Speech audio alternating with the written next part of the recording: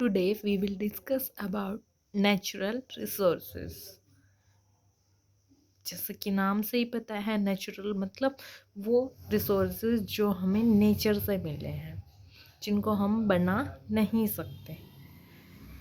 Life on earth depends on resources like soil, water and air and energy from the sun. जो life है अर्थ पे वो किस पे डिपेंड करती है?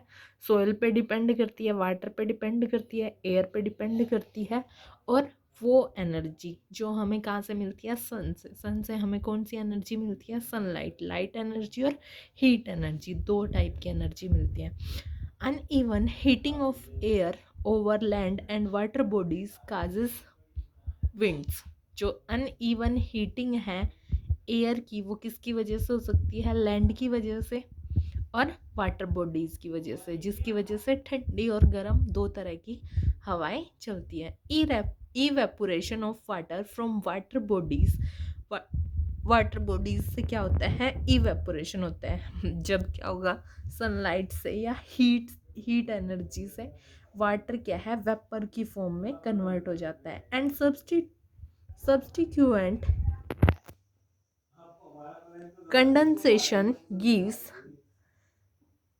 रेन. और जब वो ऊपर आसमान में जाके क्या होता है? कंडेंस हो जाता है, तो वो क्या बना देता है? वो बना देता है रेन की फॉर्म, जिसको हम क्या कहते हैं? Rain.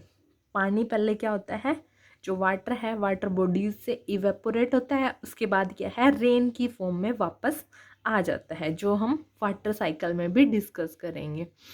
Rainfall pattern depends upon prevailing wind pattern in an area. कि जो रेनफॉल है, बारिश का जो पैटर्न है, वो किस पे डिपेंड करता है? वो डिपेंड करता है हमारी प्रीवेलिंग विंड, जिसको हम क्या कहते हैं? मानसून की. जो मानसून की पवनें चलती हैं, फिर क्या होती है? रेन होती है. Various nutrients are used again and again in cyclic fashion. कि बहुत सारे न्यूट्रिएंट्स हैं जिनको हम क्या करते हैं? एक के बाद एक यूज़ करते हैं. This lead to certain balance between various component of biosphere. और इनकी हेल्प से क्या होता है? जो हमारा बायोस्फीयर है उसमें क्या है? बैलेंस क्रिएट हो जाता है. Pollution of air, water and soil affect the quantity of life and harm the biodiversity. कि जो पोल्यूशन है, चाहे वो एयर का हो, चाहे वो वाटर का हो, चाहे वो सॉइल का हो, वो जीवन को और जो हमारी क्या है अलग अलग जनजाति हैं, विविधताएं हैं, उनको क्या करता है? प्रभावित करता है, उनको अफेक्ट करता है. तो इस चीज़ को अफेक्ट करने के लिए, इस चीज़ के अफेक्ट से बचने के लिए हमें क्या करना चाहिए? ऐसी प्रिकॉशंस अपनानी चाहिए जिससे क्या हो? पोल्यूशन ना हो. We need to conserve our natural resources. हमें अपने प्राकृतिक जो संसाधन हैं उनको बचाना चाहिए. कहते हैं भी हैं, जल है तो कल है.